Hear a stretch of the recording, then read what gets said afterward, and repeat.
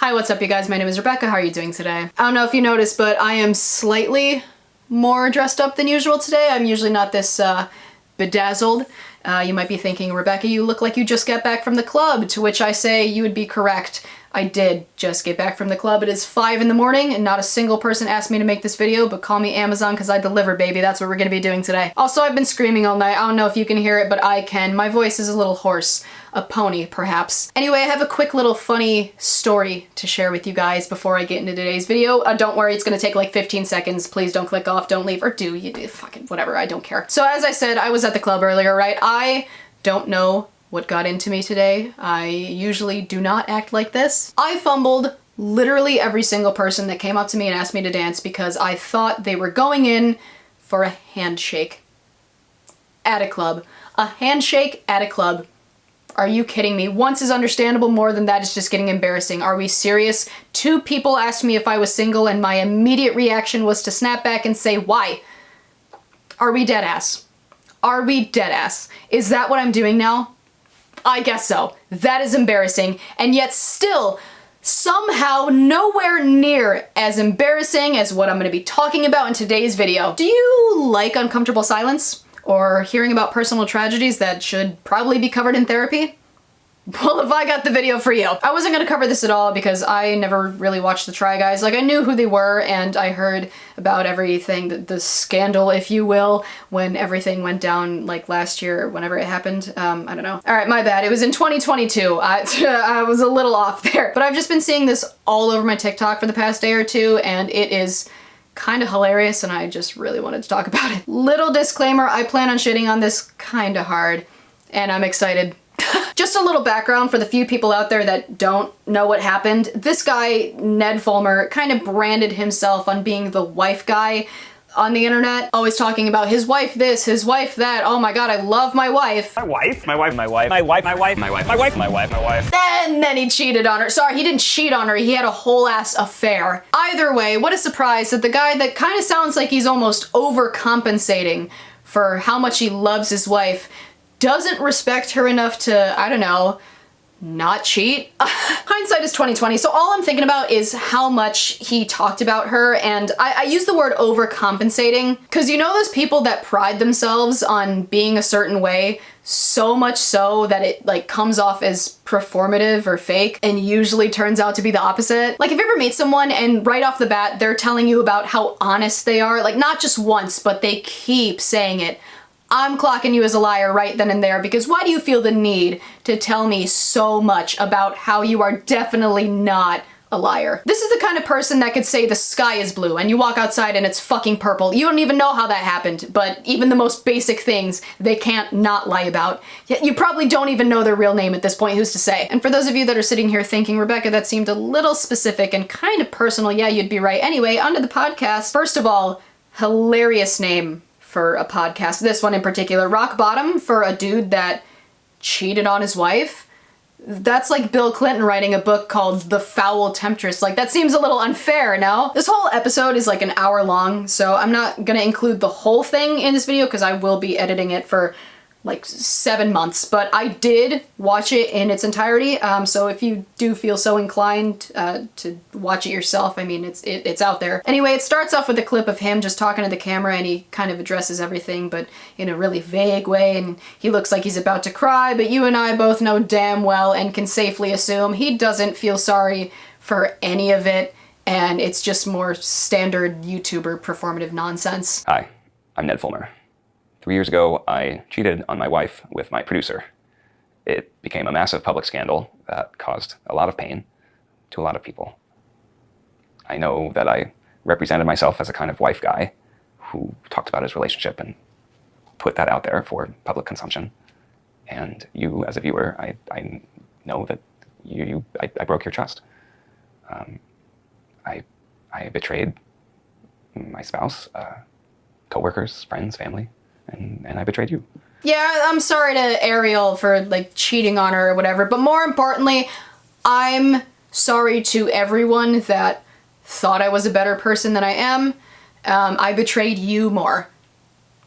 huh? Like, some of you might disagree with me on this, but I am so sick of how we treat parasocial relationships, and that people feel the need to so deeply apologize to a collective audience that had nothing to do with it. Like, yes, don't get me wrong, I understand why we do it. You have an image to uphold and people want to see you take accountability. And you did, in fact, to a certain degree, lie to your audience because you branded yourself as something that you're not. However, and I'm sorry if this sounds mean or harsh because there are real people and real feelings involved, but the truth is that no part of any of this situation has any effect on you, me, anybody but the people directly involved. And that's not to say I don't feel bad for Ariel. Of course I do. She didn't deserve any of this, but it doesn't affect me. But my whole point is, I don't think you need to apologize to us nearly as much, if at all, compared to how much you need to apologize to your wife. Sorry, ex-wife. Sorry, that's still wrong. I think they're separated. I'm not sure. I'm kind of confused. I'm sorry. I'm pretty sure they're still legally married, but separated. Let me know if I'm wrong. I'm sorry. All of our friends and coworkers. It was understandably a messy and devastating situation for everyone involved.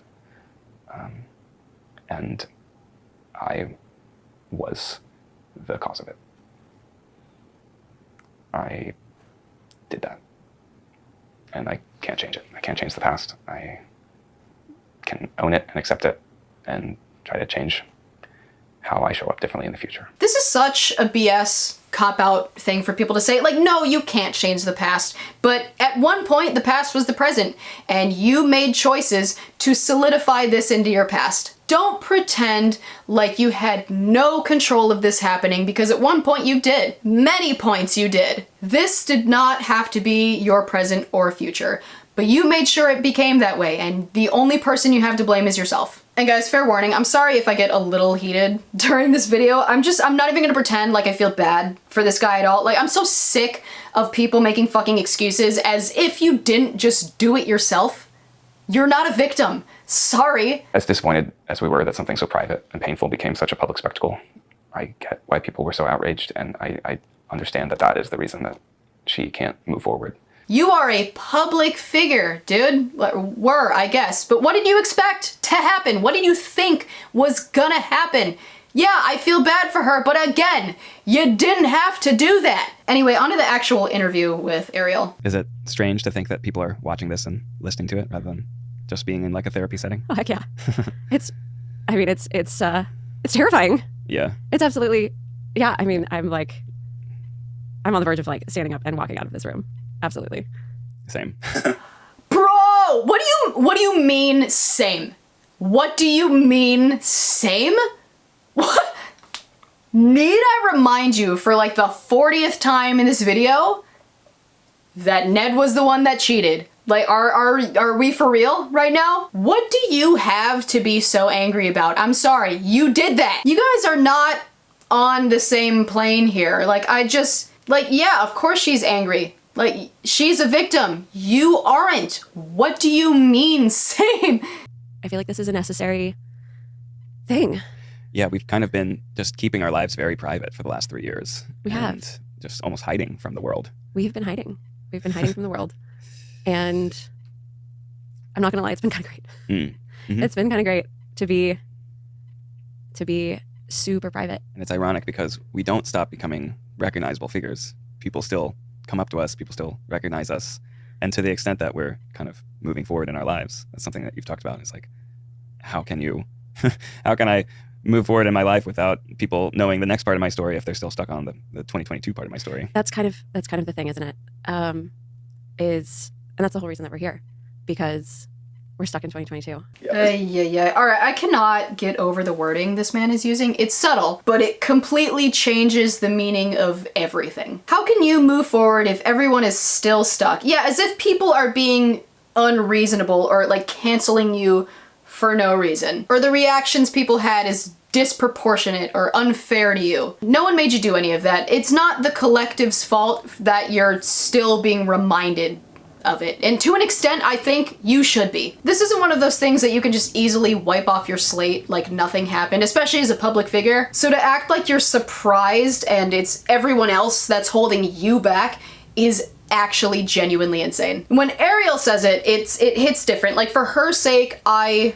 hope she has moved on. And I'm not trying to say that I think this should like haunt him forever or that I want horrible things to happen to him. I get people can change, and like, yes, you do deserve to move on to an extent and in certain contexts. But in this case, it feels unfair to try and rebuild a brand for yourself and ask people to move on with you as if you didn't have a brand already and burned it to the ground. And have to start every conversation with like, my personal life is a dumpster fire, as I'm sure you know, but also, do you want to be friends with me? You know, like, I'm not gonna lie, I have some really authentic friendships that have started that way. But like, I don't want to go about my life starting friendships like that. Yeah. Yeah, you kind of want the new friends to know the context of like who you currently are as a Yes, person. exactly. I remember I have met some people, like made new friends or kind of introduced myself to strangers. It's like, oh, let's like exchange Instagrams. I'm like, well, right? Here's mine, but couple of caveats.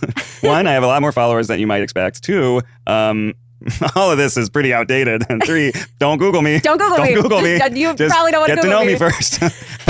Yeah, okay. All right, humble brag. Just a couple things you need to know about me. I'm a big shot, okay? I got a lot of followers. You might not expect that. Also, don't Google me. You might not want to be friends with me afterwards, rightfully so, because you find out I did a bad thing. If people find something like that out about you and don't want to be friends afterwards, I'm sorry, you can't be that surprised. Some people might not care, but some people might not want a friend with that kind of, I guess, I don't know, morals or like ethics or character. And you know what? Fair enough. No, like, people ask me, like, do you forgive Ned for what he did?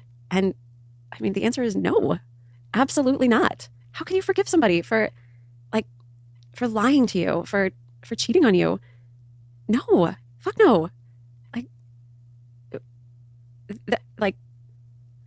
don't even,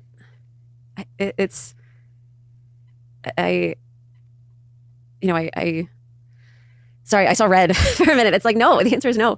But also I feel like forgiveness isn't the goal at this point. All right, that is priceless. The look on his face says everything.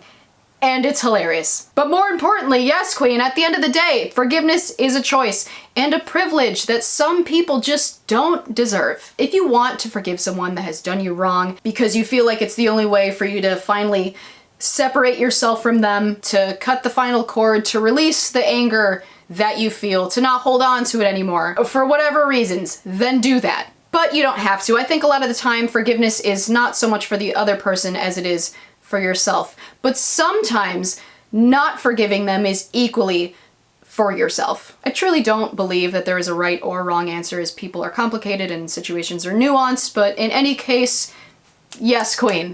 What was that moment like when everything changed for you? Awful, obviously. Probably not fucking great. Like, he's asking such dumb questions. These are dumb questions. What do you think happened? Do we really need to ask that to know it was probably bad? Just to know that your entire life as you know it is like pretty much gone, I'd imagine it's pretty bad. Is that you as the person doing that sort of are telling yourself as to why it's not so bad, or why it's going to be okay, or why actually this talked about it in this way? And then it's like, I remember that moment, it all just kind of like fell down, where I totally could see how devastated and just completely traumatized you were. And then it was just like, oh, everything changed for me as well. I'm like, oh no, this is like, I've been hurting this person that I love this whole time.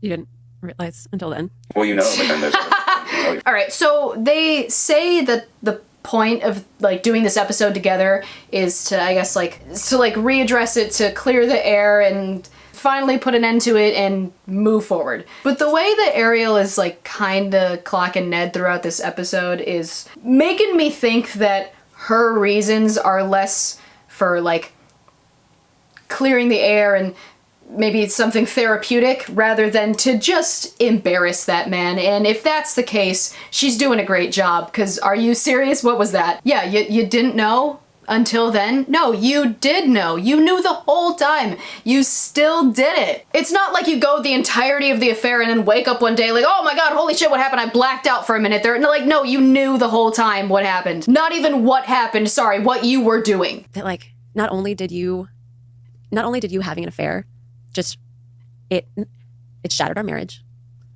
but it also, like, all of that guilt and shame, you, like, hoisted that on me. Like, you gave that to me. Now I have to carry that around for the rest of my life. I don't think it's fair that as a society you're put in that position. It's certainly not true.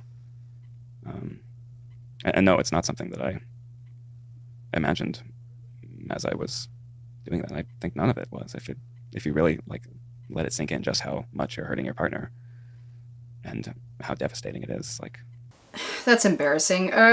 So, all right, so she just asked him how it makes him feel to know what he did to her, basically, and kind of transfer those negative feelings from him to her. And all he had to say was, yeah, society kind of sucks for that, not gonna lie. Like, what do you mean? You just straight up didn't answer the question at all and are still blaming society? Somehow, like, why are we catching strays? What did we have to do with this? We had so much life left. We still have so much life left. I don't know why I'm crying. I think it's like the loss of that dream that we both had. It felt like that in that time period for me too. Buddy, we? Who's we? You say that as if someone, like, forced you to hook up with your coworker, your producer. What the hell? The nerve of some people to act like they're a victim of a situation that they themselves created. Like, this dream was ripped away from you. No, you ripped it away from her. The dream started to break apart for me, and then rather than being able to talk about it or to confront those feelings, I wanted to, I guess I was too afraid to say how I was actually feeling, and it seemed, I don't know. I'll help you out there. What he meant to say was I wasn't emotionally mature enough to confront my own feelings, so I acted in a selfish way on purpose with no regard to our shared lives or your feelings at all, because I did not care and did not respect you enough to put you first where you should have been the whole time. Thank you. Try again. Right, because when you're in the school environment, like, there's a bunch of different types of families and parents, and some people are together, some people aren't, and I'm sure every marriage or relationship has a story as to how it breaks down. Call it a double standard. I don't care. Them agreeing on this, every family has a story, is not coming from the same place. None of what they're saying is coming from the same place. For her, it's I want to move on with my life and not have this define me. For him, it's I want to sweep it under the rug. For her, she wants to move on because it's a painful part of her past and she doesn't want to keep reliving it and reopening that wound. She doesn't want it to define her, which, fair enough, it shouldn't. It's an action he took that paints him in a bad light. He turned on the light, though. Am I the judge on this? No. But if you want my opinion, this does not seem genuine to me. This seems like someone who's trying to come off as genuine, who's trying to look like he's taken accountability when he's not. Someone who's trying to look like they're being helpful to kind of make up for the situation. It's giving the worst person you know just learn therapy speak. I don't know, what do you think? Well, it's ironic because at the same time, I think what the internet wants from you is to be a one-dimensional character. How so? Well, I think, there's if you make TikToks as like a certain persona or doing a certain joke, if you deviate from that joke, oftentimes your like engagement will plummet. Like, people kind of want to like just see, it's like, oh, it's like you're a stereotype. You're kind of like that person, and I guess I noticed that in my own work. It's like the things that consistently drew people in were adorable family posts or talking about my wife, and then producers lean into that and like craft situations for me, and I don't know, over time it felt super pigeonholed and just like I had to fulfill this one like quadrant in a foursome to just be this like, kind of caricature. You're like put in a box. Yeah, I think it's very hard to like be a full person with nuance on the internet. There's always sort of a performance layer. Oh my god. Yeah, man, I feel so much pressure to be a certain way on the internet. Like, I post all of this dumb stuff about my stupid family and my bitch wife, but I have one affair, and suddenly my views plummet and people don't like me anymore. God forbid a white boy catch a vibe. I'm pretty sure that's not what he meant, but that's how I'm gonna take it. Because if there's one thing I noticed is that people really seem to care about the train wreck that I caused. Would you say that was your rock bottom? Have you hit your rock bottom? Or do you think? I hope so, yeah. Yeah, I would say my rock bottom was... It's funny. In the car, there was still a part of me that thought, maybe... because we've been doing therapy, like we kind of had talked about a variety of things, and my rock bottom was, being in a... I think the moment for me is you like sent me a text that night that was like, I don't think we can get past this. And it's just sort of like my whole world crashed. I was like, oh, right. So what I did wasn't like in our boundaries or in any sort of, like what I did was unforgivable, and there's no hope. And I don't think I slept that night. I remember writing you a long letter, and it was ironic. That weekend I was at a wedding, and they like played our wedding song as their dance. It was like black tie. Everyone's very fancy. I was just like stepping away to cry every 20 minutes. Okay, so his rock bottom was not, I don't know, whatever mental state he was in that was bad enough for him to cheat. I'm not using that as an excuse, like bad mental health or whatever, but that wasn't his rock bottom. Her saying that they couldn't move past it was. Otherwise known as the consequences of his actions. What? Men dodging accountability and crying over what they did? Are we surprised? Wow. I'm disappointed, but not surprised. This is the millionth man that has done this. And women, there are women who do that too, okay? But I'm just saying, I'm not surprised. All right, that's pretty much the whole episode. I kind of skipped around a lot because I didn't want this video to be like 3 hours long. But the comments here all kind of seem to be on the same page. For the people who cannot see the dislike count, it currently stands at 49,000. For context, that comment was posted 16 hours ago at the time of recording this, and right now, this video has about 6,000 likes. It's clearly being received very well. I can't believe he's really interviewing her about him traumatizing her. Man fails to convince his ex-wife that he's also a victim of his... Man fails to convince his ex-wife that he's also a victim of his months-long affair. Pack it in, Squidward, nobody's buying it. 2014 to 2022, Ned has no personality, so he uses his wife to gain clout. 2025, Ned has no personality, so he uses his ex-wife to gain clout.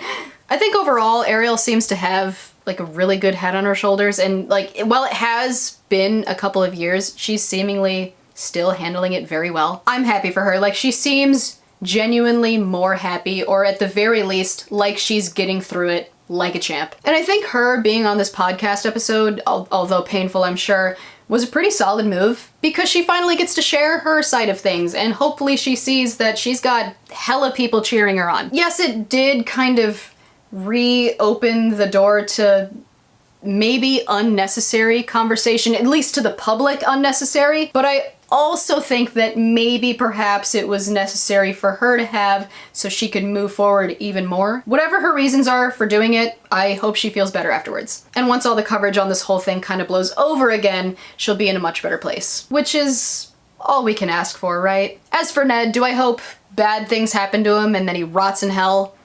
No. But I definitely won't be surprised if his internet comeback doesn't roll over super smooth. It's already not looking too good. It is what it is. You reap what you sow. Anyway, guys, I think I've had enough. It is now 7:30 in the morning. I've been filming since 5, and I've been up since noon yesterday. I need to go to bed. Or I could just stay up until I start seeing shit. I don't know. Either way, let me know what you think in the comments. If you enjoyed this video, please step on the like button, except in a genuinely kind of painful and very unpleasant way. I'm gonna go clean my windows with acid and sandpaper. Thank you so much for watching. I'll see you in the next video. Bye!